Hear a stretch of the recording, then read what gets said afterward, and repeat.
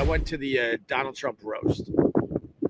My dear old friend, Rich Vos, finally could take care of me and Anthony. Finally.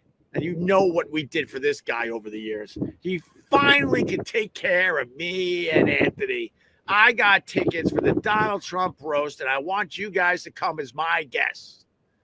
I'm like, well, damn. And, he got to do some time on the roast. Like, well, this is going to be just a lovely, lovely thing. Me and Anthony get there. We meet up with Rich Vos. We get our tickets. I'm like, all right, man. We're looking at the floor like, I wonder which big celebrity we're going to be sitting next to. Looking around, and then Vos doesn't know how to tell us. He's like, your tickets are what? You're on the thing. Yeah, your tickets are.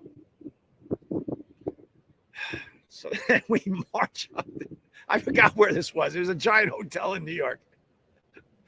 Everybody that is anyone from New York City is sitting on the floor. Huge dais. Trump sitting there.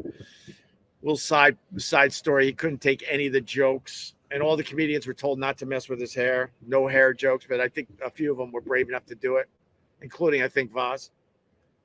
So it was everybody that's somebody in New York City. I walked in to the thing following Cheryl Teague's ass, just to give you an idea.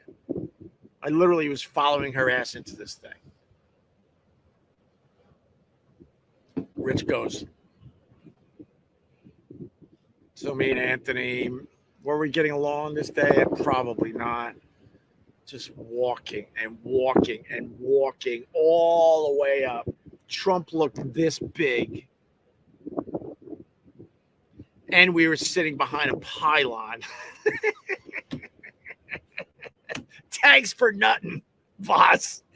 You finally could do something for us. We literally, I'm sure we made fun of this on the show. Some of you old timers that know the show way more than me at this point, I'm sure we beat the crap out of him. You can finally do something for us, and Trump was this big. Oh, it was perfect. Absolutely perfect.